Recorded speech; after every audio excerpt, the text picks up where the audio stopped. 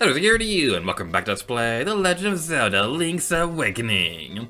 In the previous episode, we conquered the Eagle's Tower, and in today's video— wait, hold on a second. Wait, where's my chicken? Where's my chicken? Rocky! Rocky, where'd you go? Rocky! How could you leave me like this? Where are you? No! Rocky is gone! I have nothing more to live for!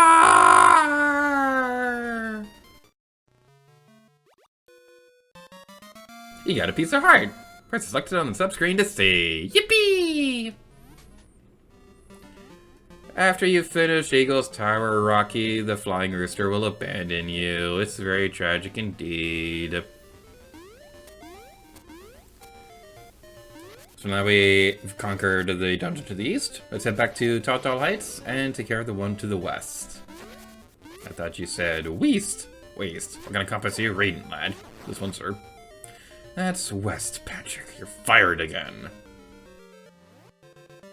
Before we continue climbing Tall Heights, we have a certain matter of business to attend to.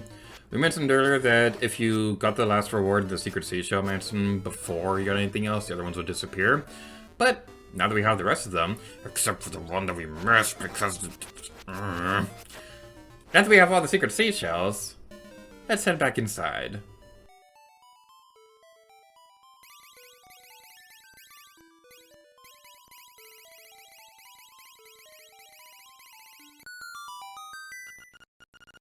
My job here is finished.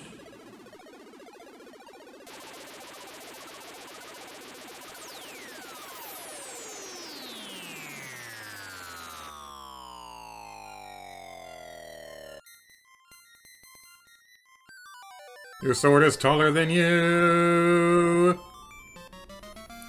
You've got a new sword. You should put your name on it right away. Ah, yeah! Sword beams, bitches!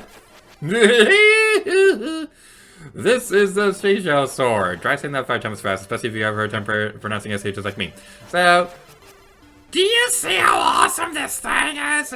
This thing deals double damage from the regular sword. And if you have the red tunic, it also doubles over that, which means you get times 4 damage! Oh, that is so cool! Now, there are already a whole lot of enemies in the game that are like, oh, okay, it'd be so much easier if we could just one-shot this guy rather than two-shot. But it's just such a cool feeling, and we get the sword beams! I like sword beams! Oh, man, I'm so excited we have this thing. I am so excited. So, now that we've gotten that taken care of, as we mentioned before, if you were to get the Secret Seashell Sword a bit sooner than what we did, and you may be wondering, wait, hold on, the other Secret Seashells, they're not spawning. What's going on? No, I'm so sad now. That is the reason why. If you get the sword before the other Secret Seashells, the other ones completely disappear.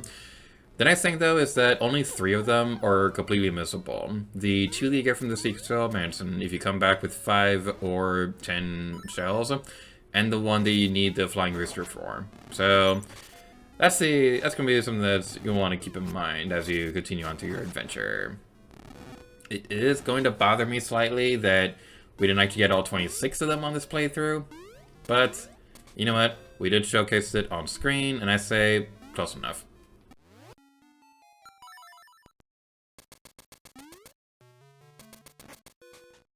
And besides, we have a whole other version of this game to cover during this Let's Play. It's not like we're missing content or anything like that. By the way, I love dashing across here with the Pegasus boots, because it just looks so silly. It's like, whee! I like the water effect of Link running, it's pretty fun. So now we get over this way. That way, cheat that way. I don't know why I always do that. I always loop around that direction. It's just a bit of a force of habit of mine. Why did you hurt me? What did I ever do to you? Ah, he's flying! Luigi is flying with Rocky! Oh. Woo! Woohoo! Finally! This flying rooster is the greatest! Oh man. That is so awesome. That is so cute. I'm gonna miss Rocky. He was a good friend, but now he's found his rightful home. That out of the way, let's continue onwards.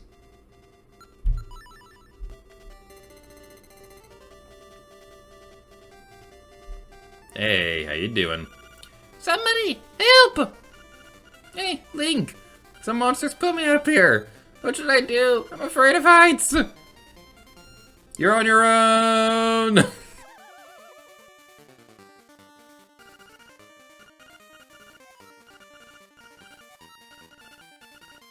Alright, fine, I'll save you. Alright, now brace yourself. It's going to be okay. Marin, just don't look down. You're going to be safe. Alright? Okay. On 3, 1, 2... Bomb arrow! That didn't work. Another bomb arrow! Nope, that didn't work either. Whee! Yeah, that was a surprise, Link. Thank you. Say, Link.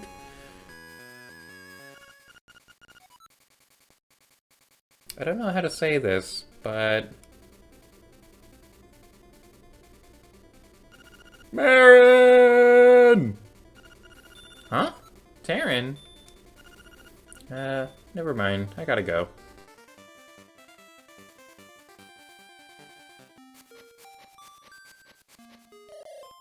Coot. That girl sang her song in front of the egg. Her Ballad of the Windfish is a song of awakening. Did she actually intend to wake the windfish? The next siren's instrument is in the west. Play your melodies so the unliving stones might hear. Show your courage. The windfish waits for you. Hoot.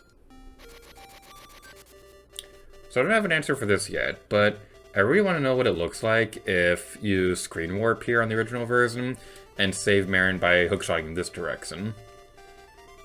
I don't have an answer to that at the moment, but I am going to try and figure that out before the end of the Let's Play. It might take a little while because it's going to require me to play through the game again on the totally legit copy of the game that I have that I'm using to record footage for screen warping. Yeah. Anyway, yeah, let's go down here. Avoid those skulls.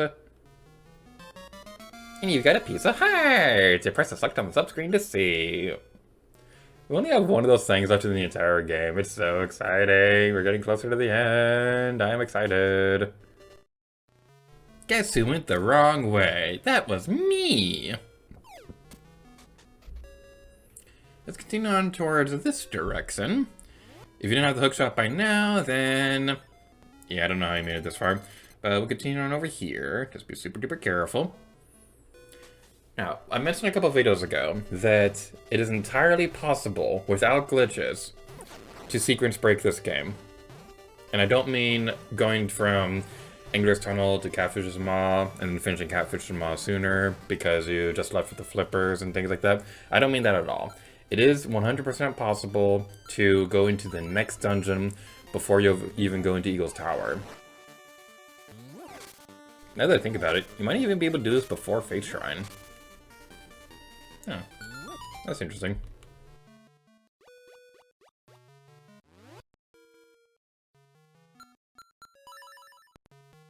But anyway, now we go over here and... hey, listen! Hey, listen. Hey, kid. You woke me up from a fine nap. Thanks a lot.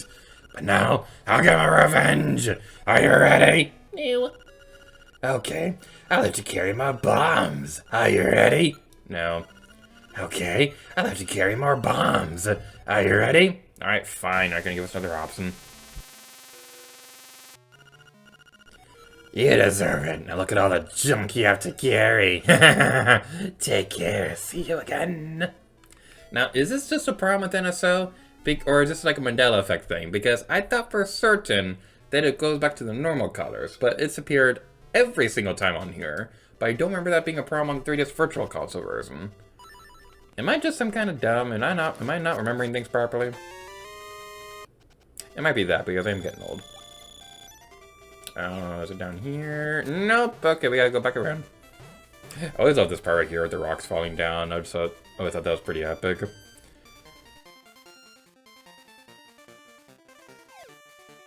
So back in college, I was a part of a programming class because that's what my major in was college. So one of my final exams was to make a game.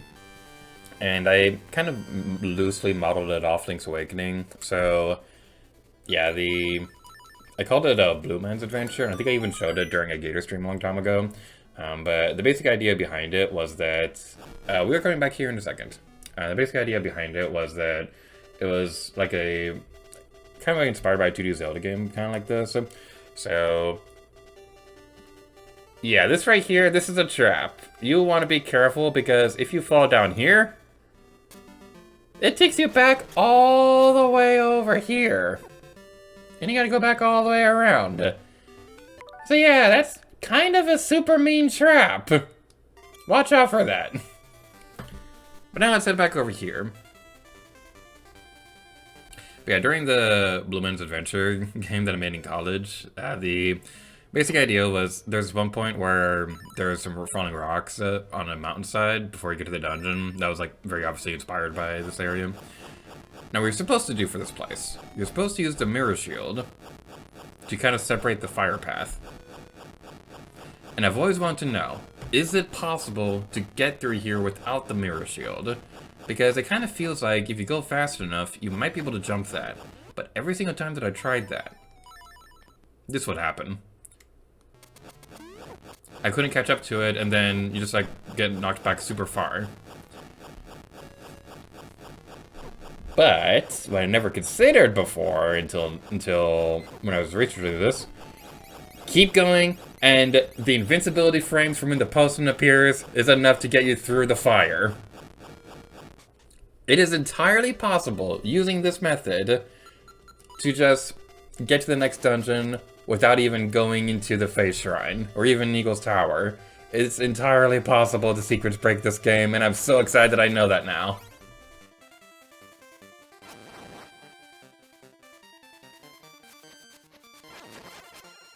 The only big limitation, though, is that you are going to need the Frog Song of Soul for this next part.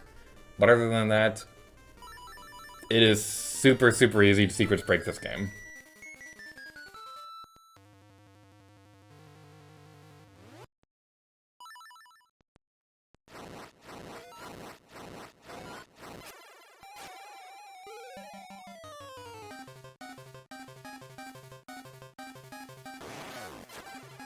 It's kind of adorable.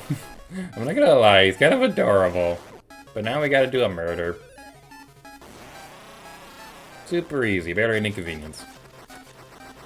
What happens if we go off screen before you die? Oh, you just disappeared. Okay, that's good to know. I want to see you explode, though. I like seeing explosions. Yay, we did it! Level 8, Turtle Rock. In the next episode, we're going to be exploring the final dungeon in the game. Thank you so much for watching this episode of Legends of Zelda Link's Awakening. And next time, Lady Gator to you. Oh yeah.